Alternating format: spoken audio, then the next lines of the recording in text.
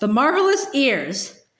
Back in the cave, the big friendly giant sat Sophie down once again on the enormous table. Is you quite snugly there in your nightie? He asked. You isn't friggy cold? I'm fine, Sophie said. I cannot help thinking, to the BFG, about your poor mother and father. By now they must be jipping and scumping all over the house shouting, Hello, hello, where is Sophie gone? I don't have a mother and father, Sophie said. They both died when I was a baby. Oh, you poor little scrumplet, cried the BFG. Is you not missing them very badly? Not really, Sophie said, because I never knew them. You was making me sad, the BFG said, rubbing his eyes. Don't be sad, Sophie said. No one is going to be worrying too much about me. That place you took me from was a village orphanage. We are all orphans in there. You was an orphan? Yes. How many is there in there? 10 of us, Sophie said, all little girls. Was you happy there? The BFG asked.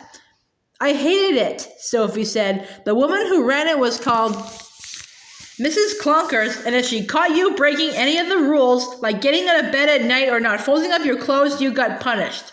How is you getting punished? She locked us in the dark cellar for a day and a night without anything to eat or drink. That rotten old rot rasper, cried the BFG. It was horrid, Sophie said. We used to dread it. There were rats down there. We could hear them creeping about. The filthy old fizzwiggler, shouted the BFG. That is the horridest thing I is hearing for years. You was making me sadder than ever. All at once, a huge tear that would have filled a bucket rolled down one of the BFG's cheeks and fell with a splash on the floor. It made quite a puddle. Sophie watched with astonishment. What a strange and moody creature this is, she thought. One moment he is telling me my head is full of squash flies, and the next moment his heart is melting for me because Mrs. Clunkers locks us in the cellar. The thing that worries me, Sophie said, is having to stay in this dreadful place for the rest of my life. The orphanage was pretty awful, but I wouldn't have been there forever, would I? All is my fault, the BFG said. I is the one who kid-snatched you. Yet another enormous tear welled from his eye and splashed onto the floor. Now, I come to think of it, I won't actually be here all that long, Sophie said. I is afraid you will, the BFG said. No, I won't, Sophie said. Those brutes out there are bound to catch me sooner or later and have me for tea.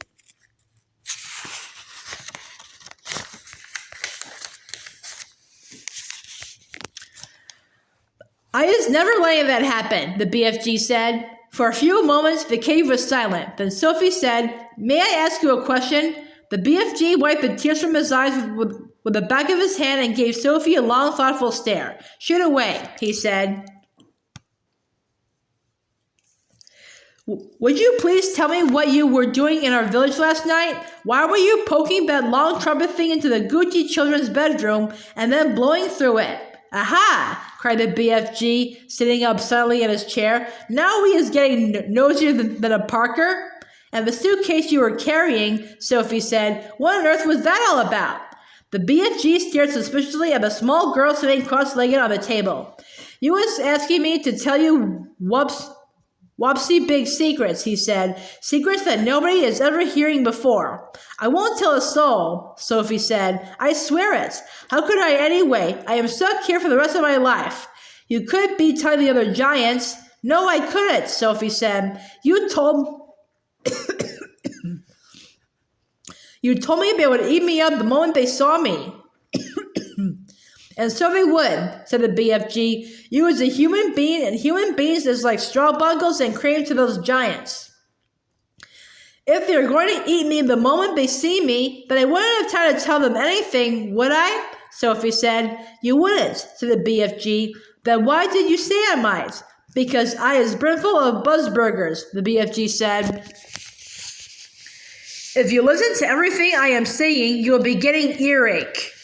Please tell me what you were doing in our village, Sophie said. I promise you can trust me. Would you teach me how to make an elephant? The BFG asked. What do you mean? Sophie said. I would dearly love to have an elephant to ride on, the BFG said dreamily. I would so much love to have a jumbly big elephant to go riding through green forests, picking peachy fruits off the trees all day long.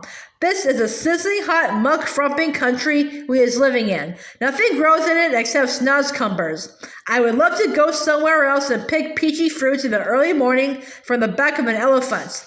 Sophie was quite moved by this curious statement. Perhaps one day we will get you an elephant, she said, and peachy fruits as well. Now tell me what you were doing in our village. If you was really wanting to know what I am doing in your village, the BFG said, I was blowing a dream into the bedroom of those children. Blowing a dream? Sophie said. What do you mean? I is a dream-blowing giant, the BFG said, when all the other giants is galloping off every what way and wish to swallow up human beings. I is sculling away to other places to blow dreams into the bedrooms of sleeping children. Nice dreams, lovely golden dreams, dreams that is giving the dreamers a happy time. Now hang on a minute, Sophie said. Where do you get these dreams? I collect them, the BFG said, waving an arm towards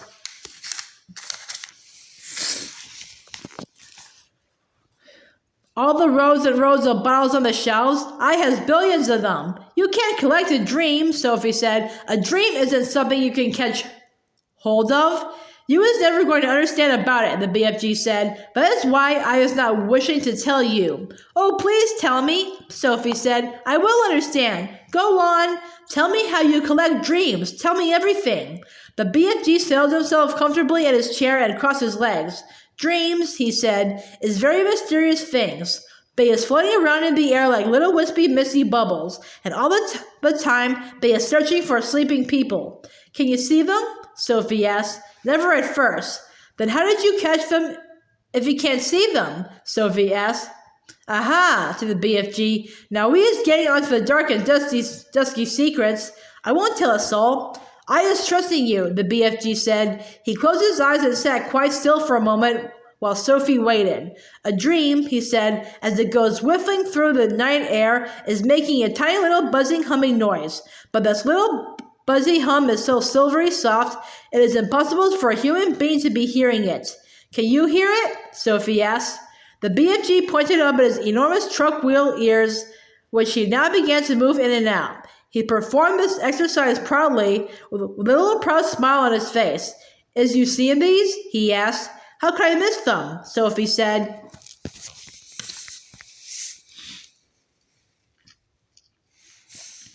Then maybe it's looking a bit preposterous to you, the BFG said, but you must believe me when I say they is very extra usual ears indeed. They is not to be coughed at. I'm quite sure they're not, Sophie said. They is allowing me to hear absolutely every single twiddly little thing. You mean you can hear things I can't hear? Sophie said. You as deaf as a dumpling compared with me, cried the BFG. You is hearing only thumping loud noises with those little earwigs of yours. But I am hearing all the secret whisperings of the world. Such as what? Sophie asked.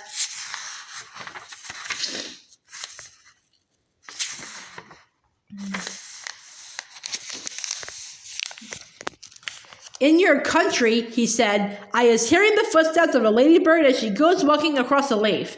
Honestly, Sophie said, beginning to be impressed. What's more, I is hearing those footsteps very loud, the BFG said. When a ladybird is walking across a leaf, I is hearing her feet going clumpity, clumpity, clump like giant's footsteps. Good gracious me, Sophie said. What else can you hear? I is hearing the little ants chittering to each other as they scuttle around in the soil. You mean you can hear ants talking? Every single word, the BFG said, although I is not exactly understanding their language. Go on, Sophie said. Sometimes on a very clear night, the BFG said, and if I was swiggling my ears in the right direction, and here he swelled his great ears upwards so they were facing the ceiling, if I is swiggling them like this and the night is very clear, I is sometimes hearing faraway music coming from the stars in the sky.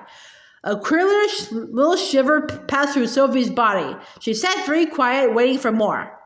My ears is what told me you was watching me out of your window last night, the BFG said. But I didn't make a sound, Sophie said. I was hearing your heart beating across the road, the BFG said, loud as a drum. Go on, Sophie said, please. I can hear plants and trees. Do they talk? Sophie asked. Bea's not exactly talking, the BFG said.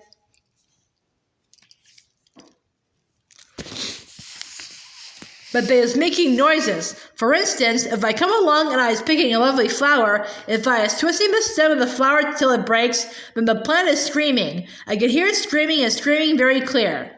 You don't mean it, Sophie cried. How awful! It is screaming just like you would be screaming if someone was twisting your arm right off. Is that really true? Sophie asked. You think I is swizz-figgling you? It is rather hard to believe. Then I is stopping right here, said the BFG sharply. I is not wishing to be called a fibster. Oh no, I'm not calling you anything, Sophie cried. I believe you. I do really. Please go on. The BFG gave her a long, hard stare. Sophie looked right back at him, her face open to his. I believe you, she said softly. She had offended him, she could see that. I wouldn't ever be fibbing to you, he said. I know you wouldn't, Sophie said, but you must understand that it isn't easy to believe such amazing things straight away. I understand that, the BFG said, so do please forgive me and go on, she said. He waited a while longer, and then he said, it is the same with trees as it is with flowers. If I is chopping an axe into the trunk of a big tree, I is hearing a terrible sound coming from inside the heart of the tree. What sort of sound? Sophie asked. A soft moaning sound, the BFG said. It is like the sound an old man is making when he is dying slowly. He paused. The cave was very silent.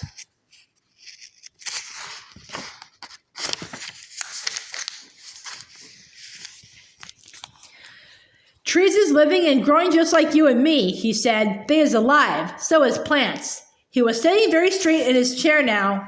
His hands clasped tightly together in front of them. His face was bright, his eyes round and bright as 2 stars.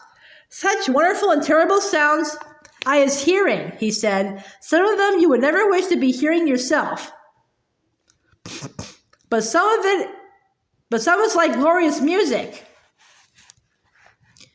He seemed almost to be transfigured by the excitement of his thoughts. His face was beautiful in its blaze of emotions. Tell me some more about them, Sophie said quietly. You just ought to be hearing the little miceys talking, he said. Little miceys is always talking to each other, and I is hearing them as loud as my own voice. What do they say? Sophie asked. Only the miceys know that, he said. Spiders is also talking a great deal. You might not be thinking it, but spiders are the most tremendous natterboxes. And when they are spinning their webs, they are singing all the time. They are singing sweeter than nightingale. Who else do you hear? Sophie asked. One of the biggest chat bags is the